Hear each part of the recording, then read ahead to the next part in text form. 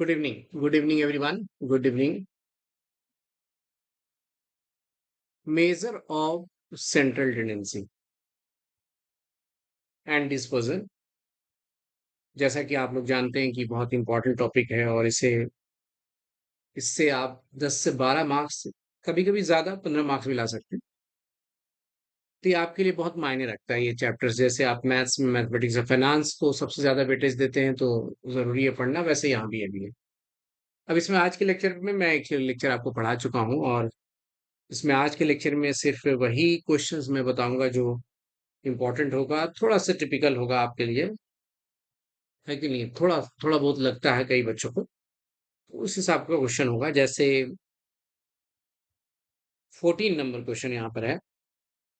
14 number बेटे यहाँ पर बस क्वेश्चन है, तो आप देखिए यहाँ 14 में, total frequencies of 3 series 50, 60 and 90 and there means 12, 15 and 20।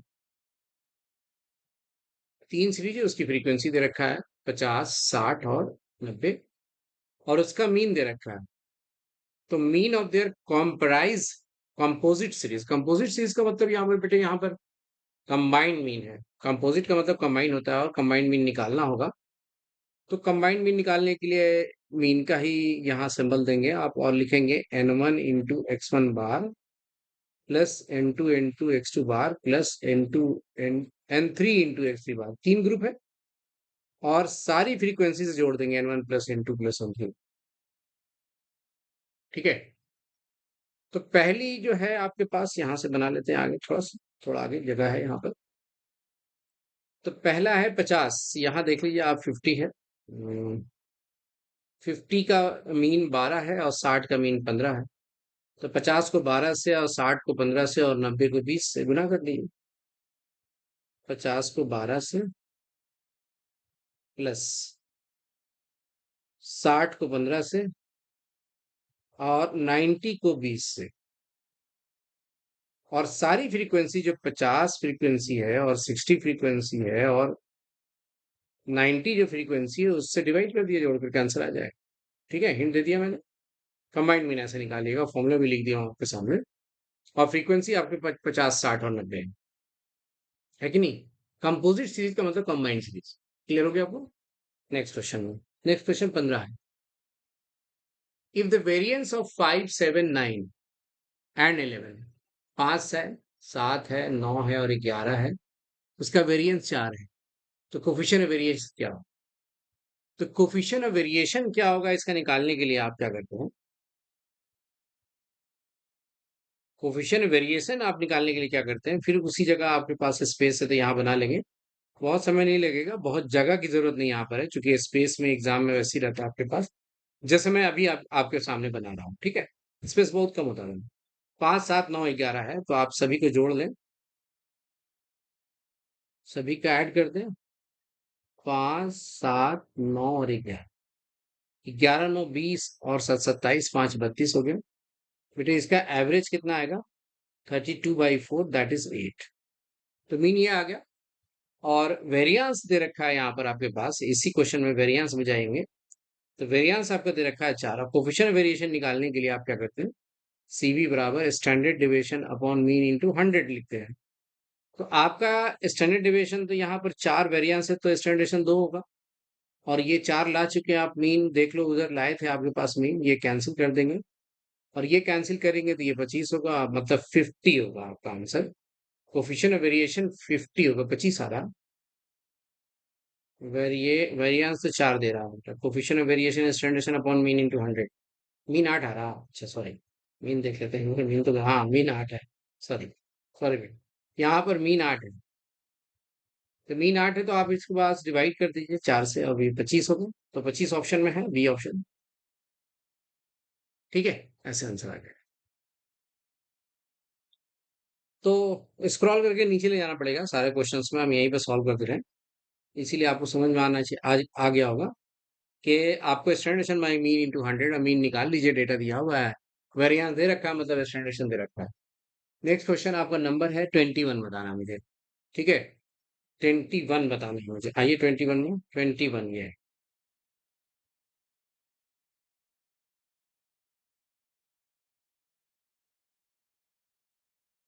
M of 15 observation is 9।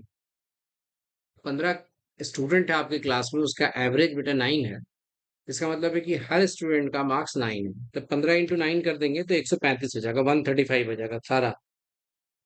क्यों करेंगे सर? क्योंकि आप मीन जब निकालते हैं तो मीन यहाँ रखते हैं और ऑब्जर्वेशन की संख्या नीचे लिखते हैं और सारे ऑब्जर्वेशन को जोड़ते हैं ऊपर, सिग्मा एक्स अपॉन एन लिखते हैं। तो एन आपका 15 है, तो 15 × 9 तो 135 ही होगा ना। इसलिए आप इतनी कैलकुलेशन जरूर रखिए इतने छोटे छोटे क्वेश्चन बना करके, कि आपको याद है कि सिग्मा एक्स अपॉन एफ और इज इक्वल टू मीन होता है। तो मीन आपको दे रखा है, मल्टीप्लाई कर दिया, सारा सम मालूम है नहीं, आपके पास 15 स्टूडेंट है, तो सभी के मार्क्स का समेशन एवरेज 9 है, लेकिन किसी को 10 आया होगा, किसी को 20 आया होगा, किसी को 15 आया होगा। एवरेज ऑफ फर्स्ट 9 यानी 15 में से पहले 9 का एवरेज दिया हुआ है 11। चलिए उसको मल्टीप्लाई कर लेते हैं। तो 9 × 11, तो आपको पता है कि पहले 9 स्टूडेंट का एवरेज 11 है, तो 88, सॉरी 99 होगा। 99 होगा बेटा। ठीक है। अब 99 हो गया पहले 9 ऑब्जर्वेशन का, और टोटल सम 135 है। तो आपके पास बचा कितना सम? 36 ही बचा ना बाकी। भाई 9 बच्चे का सम आ गया, मार्क्स का सम 99 है, और पूरे बच्चे का सम 135 है, तो 135 में 99 घटाओगे तो 36 ही होगा ना बाकी का सम। और बाकी स्टूडेंट कितने बचे हैं? 9, 6, 15, 6 बचे हैं। तो कहता है एम ऑफ रिमेनिंग 6 से डिवाइड कर दो आप, 6 आ गया आंसर, बी ऑप्शन। ठीक है, बी ऑप्शन आ गया। बहुत अच्छे से समझ सकते हैं आप, बना सकते हैं क्वेश्चंस को, बहुत जल्दी बना सकते हैं। फटाफट गए। अच्छा, कैलकुलेटर आपके पास अलाउड है। 15 × 135, 9 × 11 99, 135 माइनस 99, अच्छा 36। बाकी बच्चे 6 बच्चे, 6 से डिवाइड किया 6, कैलकुलेटर में ही आ गया सब कुछ। यस है।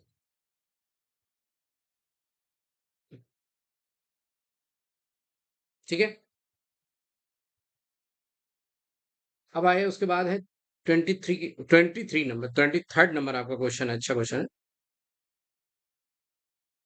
स्टैंडर्ड डिविएशन, स्टैंडर्ड डिविएशन का सिंबल ये लिखते हैं, इज का मतलब इक्वल टू, खाली स्थान भी है और उसमें लिखा है टाइम्स, यहाँ पर टाइम्स होगा of under root M D into Q D लिखा हुआ।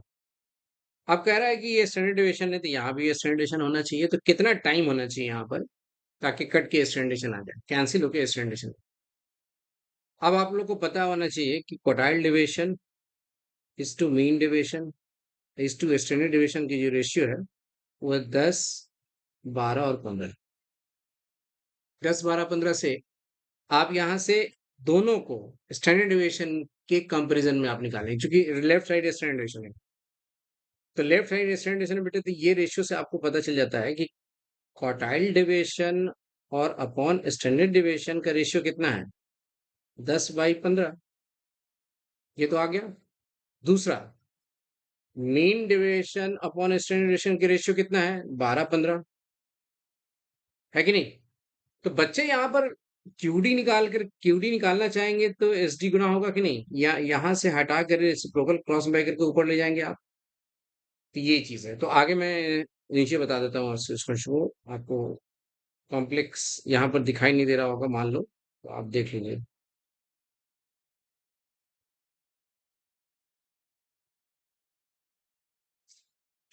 क्वेश्चन नंबर 23 में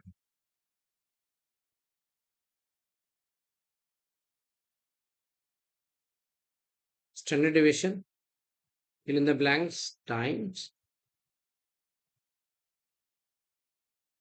mean deviation into quartile deviation। Standard deviation बराबर fill in the blanks time of mean deviation की जगह हम क्या लिखेंगे, सोच लीजिए आप। मीन डेविएशन की जगह हम क्या लिखेंगे? Mean deviation upon standard deviation का फॉर्मूला है 10/15 है, 10/। तो आप बताओ मीन डेविएशन जब निकालेंगे तो ये ऊपर जाएगा ना, तो आप लिखोगे 10/15 इंटू स्टैंडर्ड डेविएशन। उसी तरह से वो क्या लिखोगे आपको, quartile deviation 12/15 into standard deviation.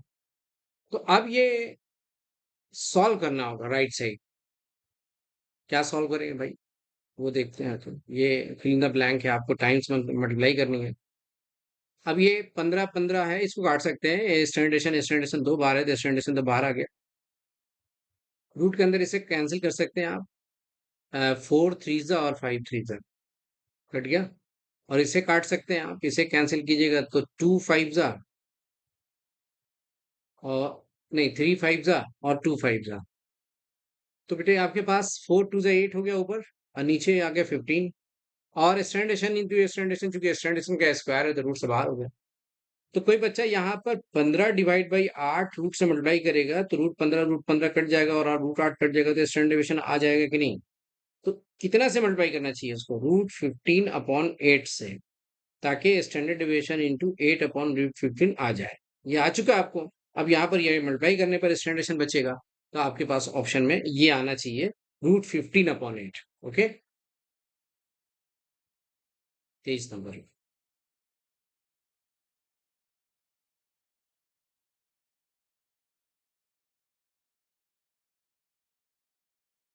23 number देख लें, सी ऑप्शन हो गया।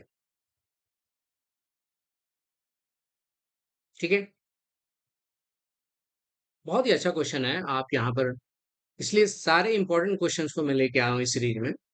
आप इसको देख करके बाकी जितनी भी कंफ्यूजन आपको मेजर ऑफ स्टैंडर्ड डेंसिटी और डिस्पर्सन से दूर हो जाएगी।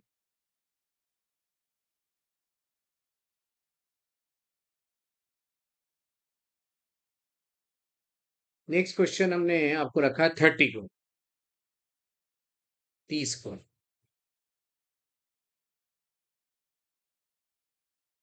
30th नंबर आप देख लीजिए question. Coefficient of quartile deviation is 1/4। Coefficient of quartile deviation is 1/4, then Q3/Q1 क्या होगा? अब कोफिशिएंट ऑफ क्वार्टाइल डेविएशन 1/4 है और Q3/Q1 मांग रहा है आपसे। ठीक है, चलिए जगह देखते हैं, थोड़ा यहीं पर बना लेते हैं, समझ जाएंगे आप। कोफिशिएंट क्वार्टाइल डेविएशन का फॉर्मूला ये होता है, Q3 - Q1 upon Q3 plus Q1 into 100 होता है। बट इस क्वेश्चन में 100 क्यों नहीं लगाएंगे? क्योंकि आपका जो कोफिशिएंट क्वार्टाइल डिवीजन है 1/4, एक से कम है। अब एक से कम है तो इसका मतलब है कि परसेंटेज में नहीं है, वो विदाउट परसेंटेज है। परसेंटेज करते हो तो हमेशा वो ज्यादा हो जाता है वो एक से। तो इसलिए आपको 100 से मल्टीप्लाई नहीं करनी है, और इसकी वैल्यू आपको दे रखा है 1/4। अब आप इसको क्रॉस मल्टीप्लाई कर दें, 4Q3 बेटा -4Q1, दोनों में मल्टीप्लाई होगा।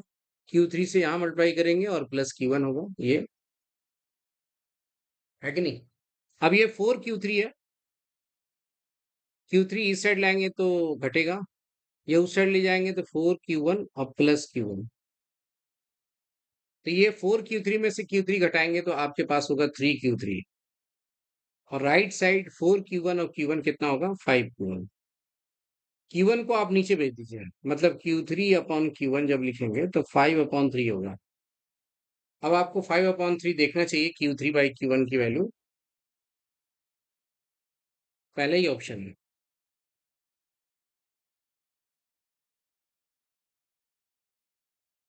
है कि नहीं?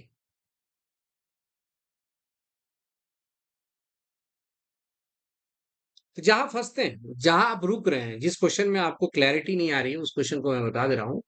100 क्यों नहीं लगाया, उसका रीजन बता दिया।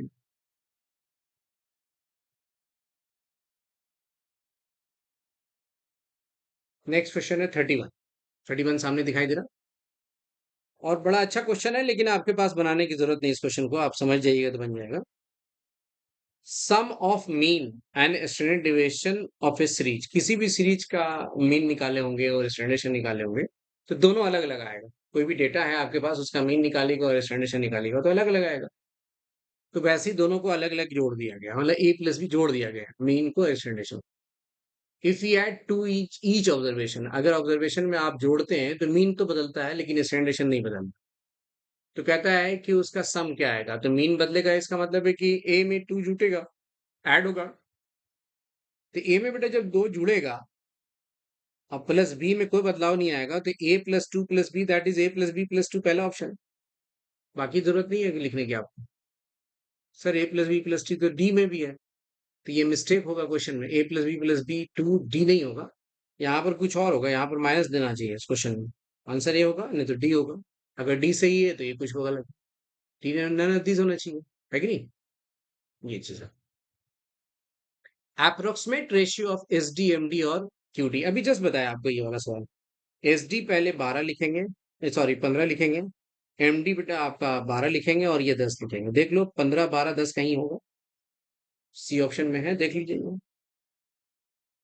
डायरेक्ट क्वेश्चन आ जाते हैं, इन्हीं थ्योरेटिकल क्वेश्चंस को आप कमांड करते हैं, जैसे मैं पढ़ा रहा हूँ अभी आपको। और ऐसे आप क्वेश्चन नजर आ रहा है, देख लीजिए आपके पास से। थ्री वाले क्वेश्चंस 31 है, थ्री वाले क्वेश्चंस आपके 32 है, थ्री वाले क्वेश्चंस आपका 33 है, सामने दिखाई दे रहा है आपको deviation. Deviations are minimum when taken from median लिखना आपको, यानी बी ऑप्शन देना आपको 33 में। तो ऐसे क्वेश्चन से आप मार्क्स ऑब्जर्व कर लेते हैं और समय बचा लेते हैं। पढ़ते पढ़ते आप बना के आगे निकलते रहते हैं और 15 मिनट बच जाता है। तो आप मैथ्स में लगाते हैं, लॉजिकल रीजनिंग में लगाते हैं। अब 32, 32 बता दिया मैंने आपको, 32 तो बता दिया। 45 है इसके बाद।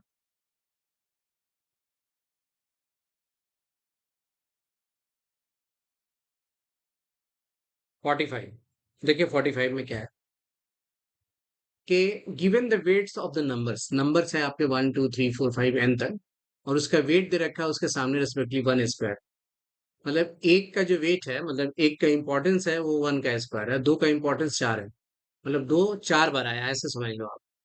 और नौ, तीन 9 बार आया, तीन का स्क्वायर का मतलब है कि वेटेज का मतलब है कि सबसे ज्यादा दिखाई दे रहा है तीन अभी भी। चार सब और ज्यादा बार दिखाई दे रहा है, यानी जैसे जैसे आप बढ़ रहे हैं आप नंबर, आपको उसका स्क्वायर का वेट आ रहा है, वेट सामने मतलब फ्रीक्वेंसी यहाँ पर है।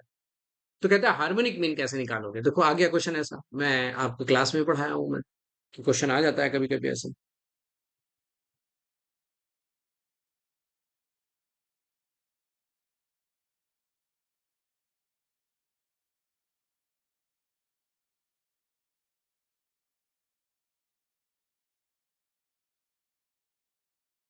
Question number 45।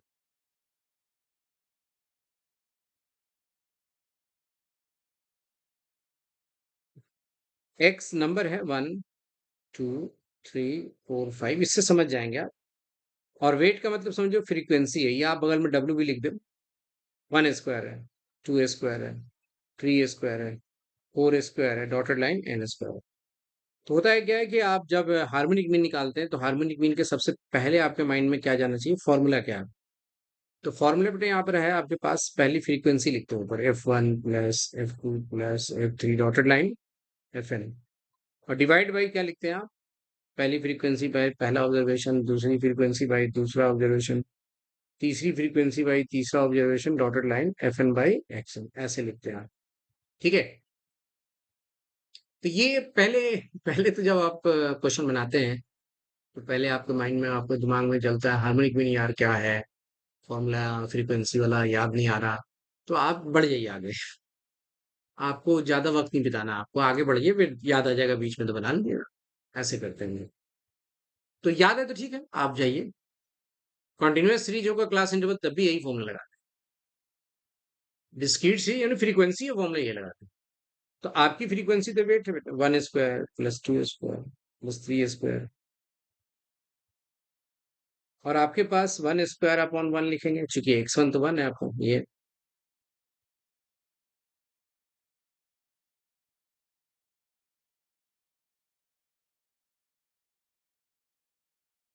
है कि नहीं। तो आपके पास क्या होता है, नहीं कैंसिल हो जाता है, ये कट जाता है।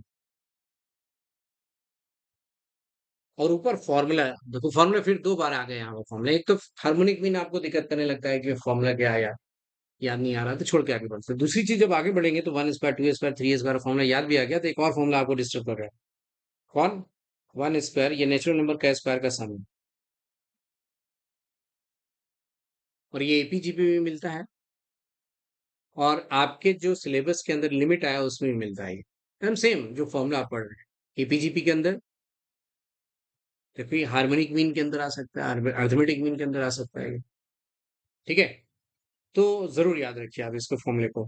क्या फॉर्मूला है बेटा, इसका सम का फॉर्मूला है 1 square 2 square n × n+1 × 2n+1/6।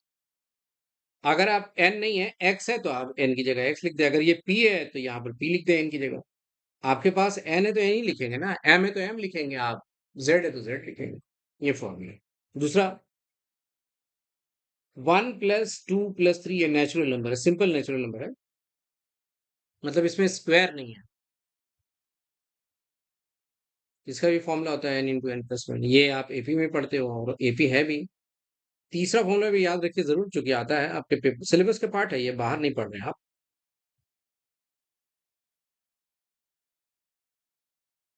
1³ + 2³ + 3³ + n³। इसका फॉर्मूला जो है ना, जो ये फॉर्मूला है उसको दोबारा लिख दीजिए, आपको बहुत आसानी से बता रहे हैं, दोबारा लिख दीजिए आप। और होल स्क्वायर कर दीजिए, यही फॉर्मूला बन गया।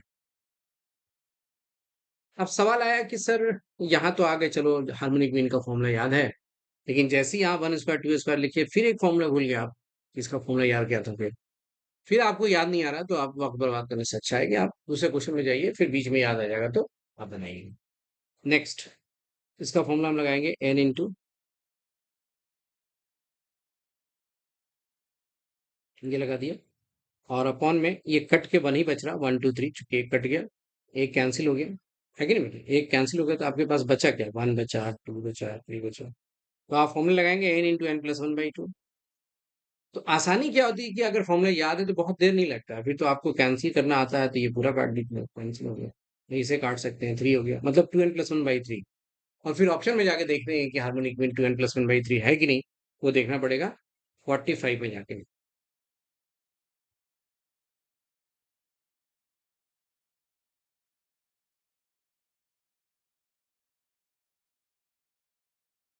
2n+1/3 सी ऑप्शन आ गया, ये है। तो आपके पास ऑप्शन सही है, तो आप एक बार देख लीजिए सॉल्यूशन में जाकर के हम क्या किए हैं हमने, उसको देख लीजिए, क्योंकि ऑप्शन तो आप मिला ही लिए हैं। ये है आपको, ये बता दिया मैंने, देख लीजिए आपका सॉल्यूशन है।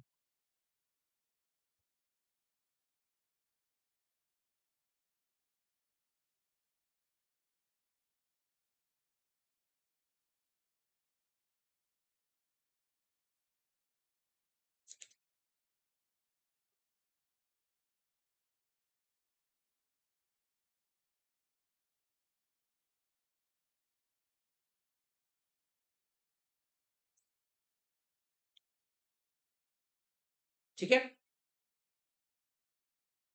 आप वीडियो लेक्चर को देखते हैं तो आप बीच में पॉज करके भी देख लीजिए, आपको समझ में आ जाएगा। आगे बढ़े। ओके, इसके बाद नंबर 48 है।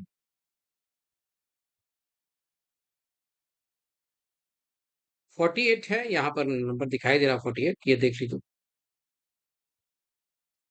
Harmonic mean of A and B, harmonic mean of A and B 1/3 is 1/3, दोनों इज बाई 1/3 एक ही होगा। And harmonic mean of C and D, यानी दो ग्रुप है ए और बी, आपका दो फ्रेंड है अलग, और दो फ्रेंड अलग है, सी एंड डी, उसका हार्मोनिक मीन अलग है। तो harmonic mean A B C D का निकालना है, मतलब कंबाइन निकालना। तो ये कंबाइन हार्मोनिक मीन का क्वेश्चन है, तो दो ऑब्जर्वेशन अलग है, दो ऑब्जर्वेशन अलग है, और दोनों की हार्मोनिक मीन 1/3 और 1/5 है। तो यहीं पे बना देते हैं, बहुत आसानी से बना लेंगे। कंबाइन हार्मोनिक मीन का फॉर्मूला क्या होता है पहले लिख देते हैं, ताकि आपको याद रहे। n1 पहले लिखना है, फिर बेटा n2 लिखना है, बाई n1/h1 पहली ग्रुप का हार्मोनिक मीन, और n2/h2। तो ये भी दो है स्टूडेंट, ये भी आपका दो फ्रेंड अलग है, दो जगह। 2 बाई पहली हार्मोनिक मीन है 1/3, +2 बाई दूसरी हार्मोनिक मीन है 1/5। तो ऊपर तो आ गया 4, नीचे ये दो, 3 ऊपर जाएगा तो ये 6 हो जाएगा, और ये 5 ऊपर जाएगा तो 10 हो जाएगा। 10 से 6 16 हो जाएगा, और 16 जब काटिएगा पूरा पूरा तो 1/4 आ रहा है आंसर हो गया बी। बच्चे कभी कभी ना दो से इसको काट देते हैं, तीन को, और फिर दो बचता है इसको, पांच को, तो ऐसे नहीं काटना, नहीं तो कट जाइएगा आप एक क्वेश्चन से, समझ गए?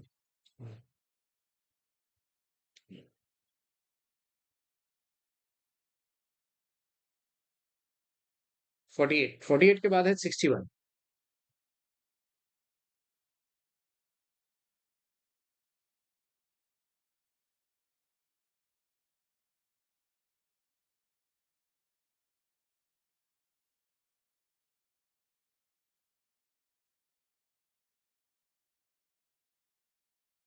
60 बनती है।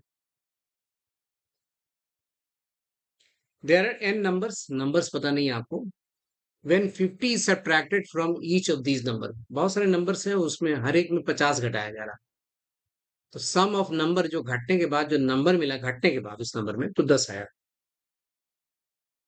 अगर उसी सीरीज में 46 घटाया जाए, सब्ट्रैक्टेड 46, तो उसका सम आया 70 आया। तो what is the mean of original N numbers, ये कह रहा है कि ओरिजिनल एन नंबर्स है उसमें एक बार 50 घटाया जाएगा हर एक ऑब्जर्वेशन में, और एक बार 46 घटाया जाएगा 46 को। तो जब 50 घटाया जाएगा सब में तो 10 आएगा, और 46 घटाया जाएगा तो 70 आएगा, ऐसा लिखा हुआ है। एक्चुअल मीन क्या होगी ऐसे समझते हैं, 61 में।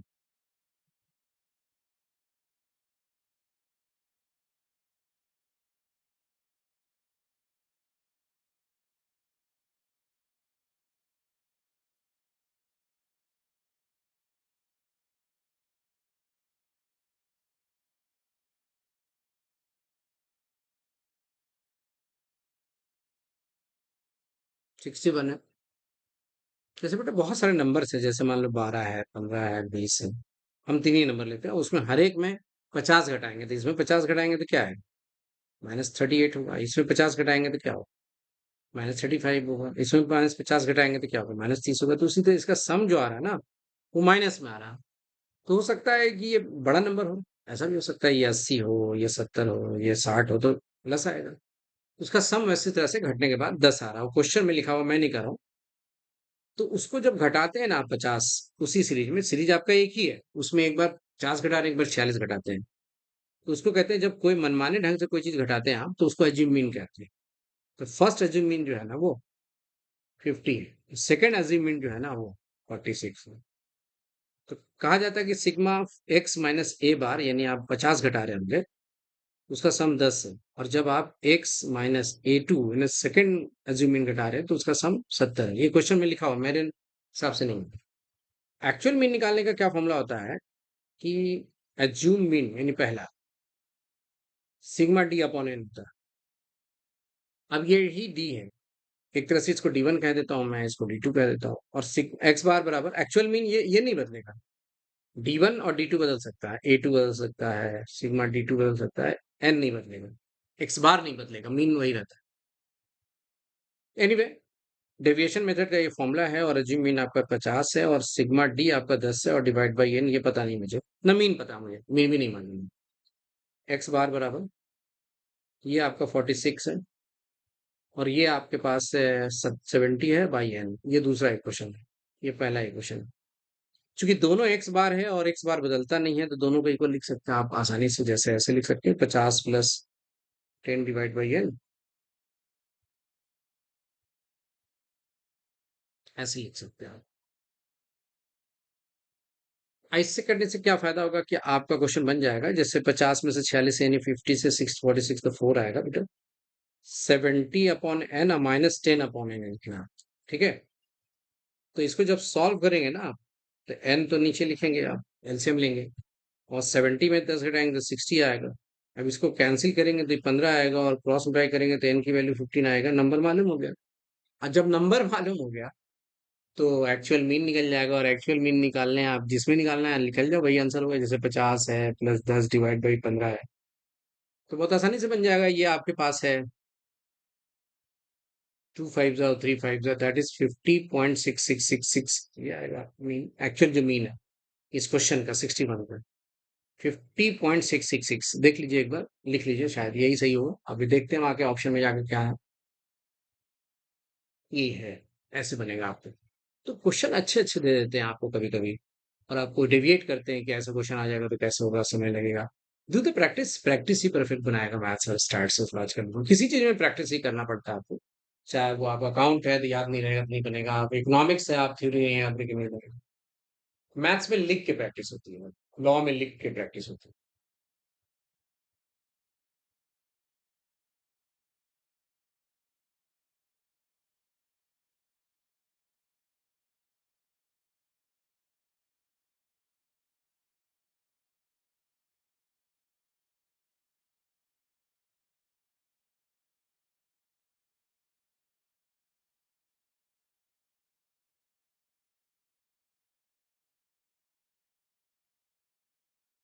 ठीक है, 61 तक हम लोग आ गए।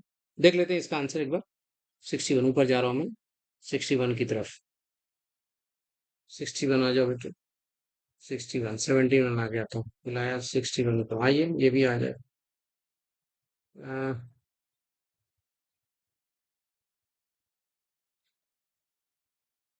कितना आया था?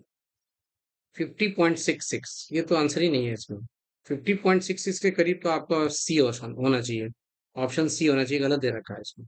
61 का एक बार आंसर मिला लेता हूँ मैं, देखते हैं। आंसर बेटा, आंसर क्या है? 61 का सी के करीब जा रहा, नियरेस्ट भी जा सकते हैं, एग्जाम में कभी कभी नियरेस्ट होता है। कितना का? 61 का आंसर ना, सी तो दे रहा है यार, सी है, देख लीजिए आंसर सी है। नियरेस्ट ऑप्शन जा रहे हैं, सही जा रहे हैं। ठीक है। अब इसके बाद है क्वेश्चन, वो है 66 है। 66 में जाते हैं आप जब क्वेश्चन बनाने के लिए, तो probable value of mean deviation निकालनी। मीन डेविएशन निकालनी है, और Q3 दिया हुआ है, बच्चों को समझ नहीं आएगी Q3 से मीन डेविएशन क्या क्या नाता रिश्ता है इसका। ठीक है। तो Q3 के दिया हुआ है, Q1 दिया हुआ है, तो इसका नाता यही है कि आप अच्छी तरीके से जानते हैं कि quartile deviation Q3 minus Q1 divide by 2 है। तो Q3 आपका 40 है और Q1 आपका 15 है, जिसमें घटाएंगे तो आपके पास 25 बचेगा, और डिवाइड बाई यानी 12.5 आएगा। 12.5 आ जाएगा आपके पास। जब बेटा ये 12.5 आ जाएगा, तो मीन डेविएशन कैसे निकलेगा सर? तो मीन क्वार्टाइल डेविएशन और मीन डेविएशन का रेशियो तो अभी जस्ट बताया मैंने, कि 10 डिवाइड बाई 12 लिख दो। और क्वार्टाइल डेविएशन आपने 12.5 लिखा है, मीन डेविएशन यहाँ रखते हैं हम, और 10 डिवाइड बाई 12 लिखते हैं, तो क्वेश्चन नहीं बनेगा आपसे, बन जाएगा ऑप्शन, है कि नहीं? आप 12.5 को मल्टीप्लाई कर लीजिए आप 12 से, और 10 से डिवाइड कर लीजिए। 12.5 को 12 से मल्टीप्लाई कर लीजिए, देखो कैलकुलेटर है मेरे पास। अब 12.5 को 12.50 इंटू, बेटा कितना लिखेंगे? 12 लिखेंगे। डिवाइड किससे करेंगे? 10 से करेंगे। आंसर आ रहा 15 आ रहा। 15 तो ऑप्शन में है ही, है आंसर हो गया। ठीक है, ये आंसर हो गया। तो बड़ा इंटरेस्टिंग बहुत। एक क्वेश्चन आपको weighted arithmetic mean, harmonic mean जब निकालने वहां समय लगा था। आप बाकी क्वेश्चन जो इतने देर में आप पढ़ रहे हैं, आपको समय बिल्कुल नहीं लगने वाला, कोई भी क्वेश्चन है। आप बिल्कुल घबराइए नहीं, आप जाइए और बेसिक चीजें सेट भी को जरूर बना लीजिए आप। सेटे को बनाइए, आपको सब कुछ याद है बेटा, जितनी भी आप लिखते हैं ना, सब सेट भी का टाइप का होता है पेपर। सेट भी जो बनाया अपने से बिना रटे, उसने एग्जाम में फोड़ के आया। बस यही समझ लिया, उसको याद रहेगा सब कुछ। और कुछ एक्स्ट्रा क्वेश्चन जो PYQ से वो बना लेते हैं, जैसे अभी ये क्वेश्चन, ये वाला क्वेश्चन है, एक्स्ट्रा क्वेश्चन में बना। ठीक है। नेक्स्ट वीडियो में फिर मिलेंगे, और थोड़ा 10 12 15 अच्छे क्वेश्चन के साथ, इसी टॉपिक के अंदर। Thank you everyone. Thank you, thank you.